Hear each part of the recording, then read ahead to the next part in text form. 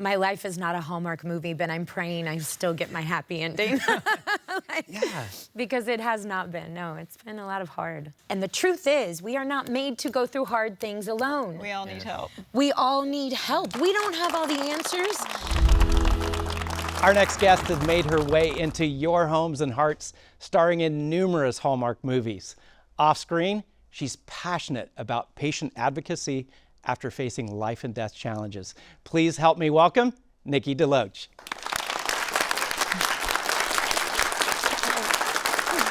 Hi. Nikki, thank you. Thanks for being on. Thank you so much for having me. Hi, everyone. Thanks for being here. It's so great to have this conversation with you. Now, I've seen your career. Many people watching today have seen your career over the years. You are Miss Hallmark. We love watching your Christmas shows and the mystery shows.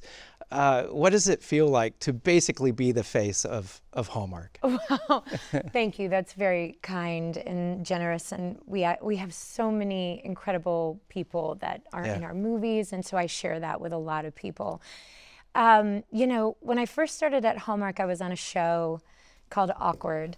And it wasn't exactly a show that my grandmother could, you know, tell her friends about and get her friends. Yeah, was that properly named? Exactly. It was a little racy, and my grandmother called me one day and said, "I just want you to do one of those just good Hallmark movies." And because I will do anything that my grandmother tells me to do. Yes, you better. I asked my agent to call the network and see if they would be interested in working together. And sure enough, I ended up on my first Hallmark Christmas movie. Yeah. And then I went home to Blackshear, Georgia that Christmas, and it was the last movie to air of the season. And you know you're onto something when the pastor in the church, you know, in the Christmas Eve service is like, "We got to get home because Nikki's in a Hallmark movie." And I was like, whoa. You know, I've been doing this my whole life, and I've never received this level of excitement from my hometown people who've been so loving and supportive my entire life. And it's true, the joy that came out of them, the happiness, the peace this content gave them. I came back to LA and decided I want to be a part of this. I want to produce for you, I want to write for you, I want to work as long as you'll have me. And it's been an amazing ride to be in people's homes the way that these movies are. Your career actually started quite a ways before that with the new Mickey Mouse Club with people we've never heard of since. Justin Timberlake, who's that guy? Ryan Gosling, has he done anything else?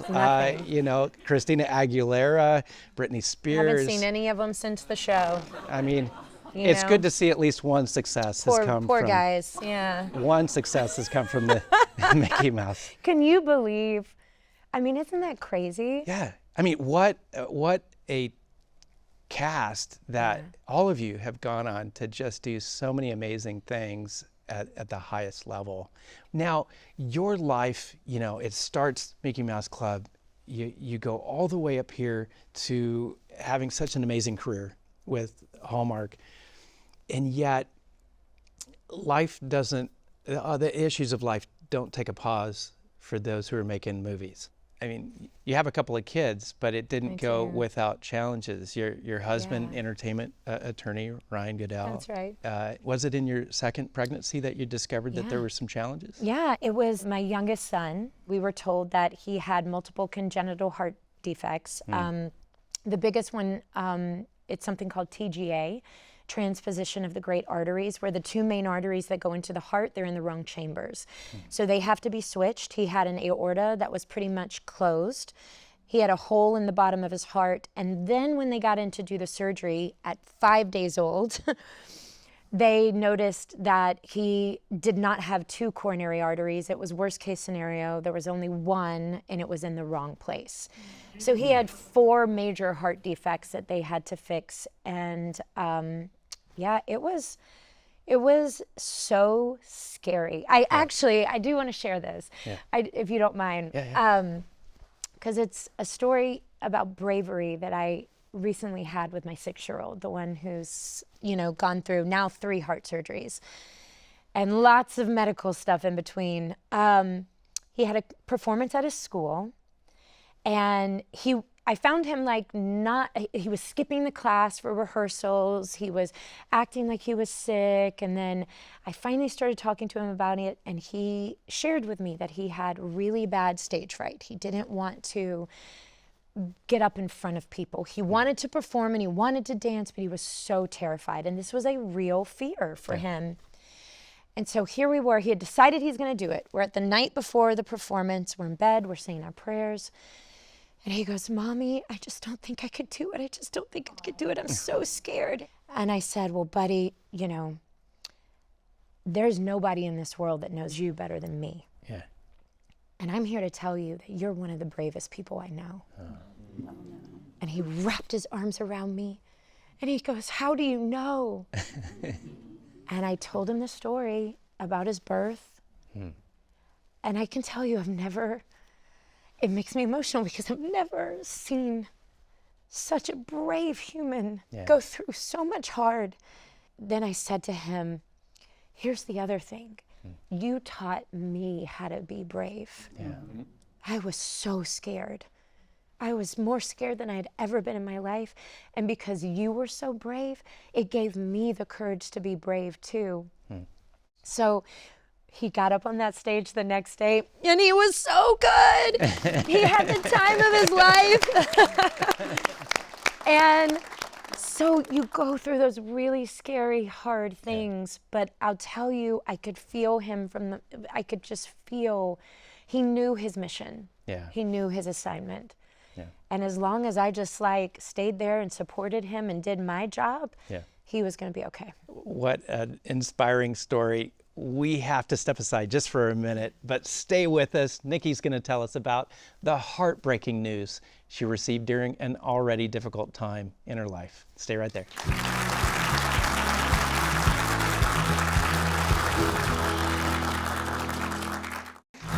We're back with Nikki DeLoach, and we're also joined with our wellness specialist, Dr. Sharmini Long, to help us have this conversation. Nikki, you had to navigate so much medical care with your son with his heart defect. What were some of the challenges and some of the things that you had to go through? I think initial challenge, right, is the shock to your system of being launched into a medical situation. And the thing I see with a lot of families, it's like that your child has a life-threatening situation without immediate intervention. He will not make it. Yeah. And that shock to the system initially, terrifying. And not knowing what to do or where to go or where to turn. Yeah. And luckily, we landed because a friend of a friend had a child who had a heart surgery at Children's Hospital Los Angeles. Before I got home after receiving the diagnosis, she had called me. She was like, there's no other place for you than Children's Hospital Los Angeles. This is what our experience was. I'll put you in touch with them right away. You were really kind of given a lifeline in the midst of not knowing what to do at all and having that contact to put you in touch with exactly what you needed. Exactly what I needed. And so that's what I try to be. That's why I speak out about it on social media. That's why I talk about our situation. That's why I talk about it in interviews, because I find so many families just don't know where to begin. Yeah. Plus, when you have a child, it's like a terror that you've never ever felt before. Oh, it's a completely different thing when you think that there's something wrong and you don't know what to do or how to fix it and you need help. When you have a child, already your heart is out of your body all the time.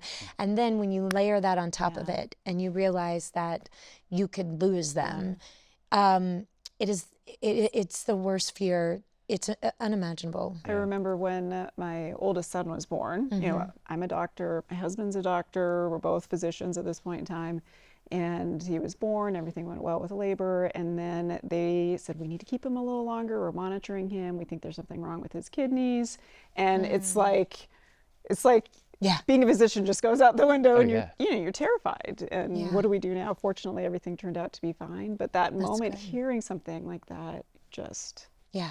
It's our greatest fear as parents. Now, you were going through this great fear, this high level of stress moment in your life, and during that, you get notification that another family member is facing a medical diagnosis. What happened? So in a period of the same week that we found out about Bennett's diagnosis, we found out my dad's diagnosis. Yeah, I know. He was 62, and we found out that he had a rare and aggressive form of dementia called Pick's disease. And there's nothing you can do about it. It is fatal, and it's fast. What's unique about Pick's disease in the area of dementia? So there's an umbrella of dementia. And under the umbrella of dementia, you have Alzheimer's, which is the most common, right? And then you have vascular dementia, which is what my grandfather had. It was a result of strokes that he had had. You have Lewy body, and then you have frontal temporal dementia. And in frontal temporal dementia, which is also what Bruce Willis has, PICs exist in that category. And it is rare, but it is this part of the brain. And it's so aggressive. At first, it takes your personality. My dad became a different person overnight. And, you know, the kind and patient and extremely loving and just, you know, I mean, he lived in a house. When my brother came along, it changed a little bit, but it was like 3 women for a long time. It was my mom and me and my sister. He's the most patient, you know.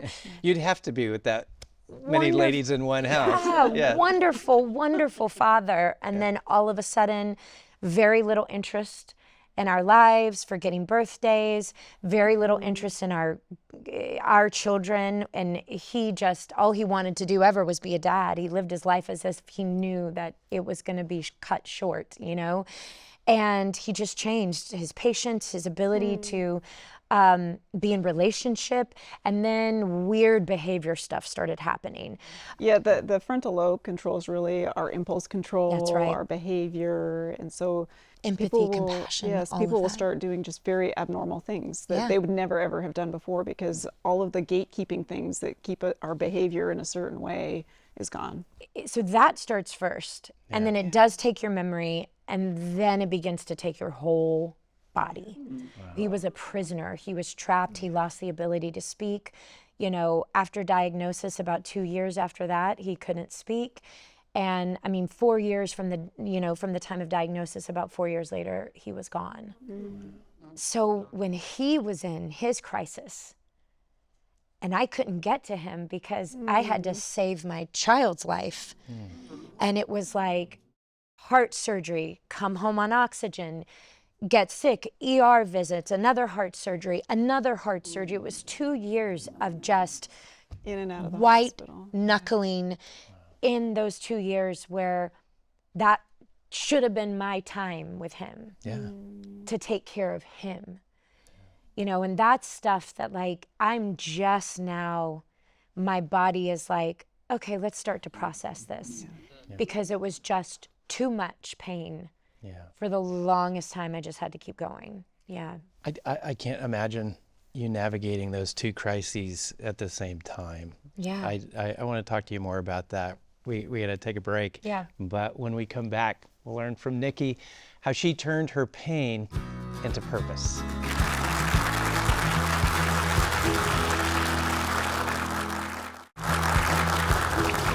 We're continuing our conversation with Nikki DeLoach. Now, Nikki, you have had, I imagine, to figure out, how do I deal with the crises, the challenges, the stress? How'd you do it? So there are tools, there are things that I've learned along the way. One of my favorite rabbis, Steve Leder, he talks about, you know, the things that have happened in your life. It's not fair, and if you could go back, of course we wish that we could just make it all not happen. But if you're going to walk through hell, you better not come out empty-handed. You know, and sometimes we are in that valley. And so how do we come out of that? And we take everything that's happened and we spin it into meaning and make it matter and give it purpose and light. And one of the things I will say, like when going through the stuff, especially at the time when I'm navigating Bennett and my dad, I mean, I'm a deep person of faith. It is the foundation and the rock for which I stand. And so I have a very strong relationship with God, and I know that because of that, I am never alone, and I am unconditionally loved. And I think the thing that we all try to do when we're going through the hard, I don't know about you, but asking for help was a really hard thing to do. Yes. And the truth is, we are not made to go through hard things alone. We all need help. We all need help. We don't have all the answers. We don't know. We don't have God's eye view. We need friends. We need community. We need therapists. We need pastors. We need whomever we can, a team of people that we can surround ourselves with. And so, but the first step to that is you have to say, I need help. I need help. I need you to pray with me. I need you to come to my house. You can't do anything, but you can hug me and you can sit with me while I share and I cry and I don't feel alone. It's the reason I share my story, is because I don't want people to feel alone in their pain. You recognize that when you're willing to share something with people, they see you in a totally different way. You've made yourself vulnerable to them now. And you actually have an ability to impact them and help them as well. Because you're giving them permission. Because you're giving them permission to see you as not perfect, as not having it all together, as not having the solution to everything, and they're willing to conversely share as well. And so it really changes relationships in a way that you can help them and they can help you. I will also say, trauma therapy was a really big game changer for me. And I know people have varying beliefs on therapy. You find the great therapist, like, it's gold. It allowed me to kind of integrate the different parts of me, and instead of making them all go away, because they were, especially the hypervigilant part of me with Bennett, stay 10 steps ahead, and if I don't, somebody's going to get hurt. It helped me to bring compassion and so much love, because we're never going to make the parts of ourselves go away, even the parts of ourselves that feel icky and icky. And all we can do is bring love to them and know that they do serve us in a beautiful, beautiful way. So those are just 3, I would say, of the ways that, and also, this is a hard one maybe, try not to drink alcohol. Try to stay as sober as you can. I'm not saying never, occasional, glass of wine or a cocktail on a Friday or Saturday night. But when you are going through that valley, being sober and being clear is so important. Alcohol is a depressant. And if you're depressed or on the edge of being depressed, you're just saying, let me make this feel a whole lot worse. Exactly. It just makes the hole you're in a lot worse, because you're so much more depressed then, and then you just want to drink more or try to fill it with other things. You've gone through so much. You've had to figure out things on the run as the crises have come to you. And I can tell it's made you really passionate about things you probably wouldn't have been as passionate about. What are some of the causes that you feel right now are right in the center of your heart? Obviously, Children's Hospital Los Angeles, last year we serviced over 700,000 kids, and 2/3 of them are on Medi-Cal. You don't make a lot of money to be able to get on Medi-Cal, so you can imagine the need that's coming into our hospital. And you never want to find yourself there, but you're going to be grateful if you have to ever end up there with your child. It is world-renowned, number 5 specialty hospital in the world for children. And I'm so passionate about this place. Not only did it save my son's life, but the fact that it gives healthcare, exceptional healthcare to any child in need. That is just the greatest thing in the world. Yes. And obviously, the work that I get to do with Mind What Matters, because caregivers are at the center of so much. They are our nurses, they are our moms, they are our loved ones that take care of their moms and their dads and cousins. And, there's so many caregivers out there and so many different ways to give care. And so what we do is we give grants, financial grants, to loved ones that are taking care of their loved one with Alzheimer's, dementia, Parkinson's, ALS, so that they can bring someone in for a week to go to the doctor, to get their hair done, to just take a bit of a break, whatever they need to use that money for. So that's Mind What Matters. Come follow us. We also give a lot of information on dementia and Alzheimer's. And then the Alzheimer's Association that I'm a spokesperson for, we do a ton of research and a lot of information has come out of these grants. So follow me on socials. I truly believe that together, and it's going to take all of us. Yes. We have to care. Yes. And when we all work together and we just try and we just care, we can figure it out. We can. Yes. That's amazing. I don't know how you have time to do everything that you do, but what an inspiration. Thank you so much for spending time with us today. Thanks for having me. Yes. Thank you. Thanks for having me. Yes. Don't go anywhere. I have some thoughts on dealing with your own pain and how to persevere.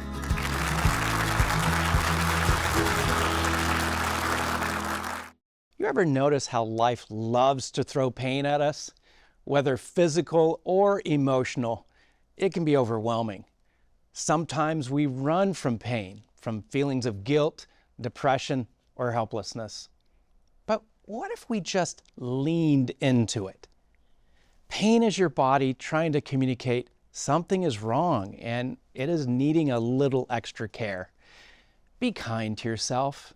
It will help reduce your feelings of anxiety and depression. Self-compassion boosts your well-being and helps you deal with life's unexpected storms.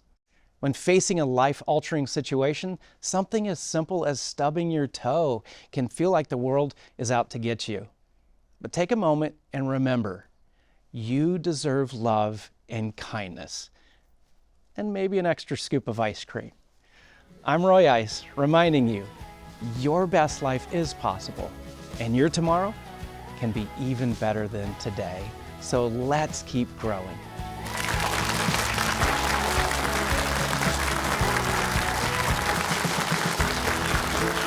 Don't forget that you can find exclusive content on all of our guests. Check us out on social media using the handle Lifestyle with Roy.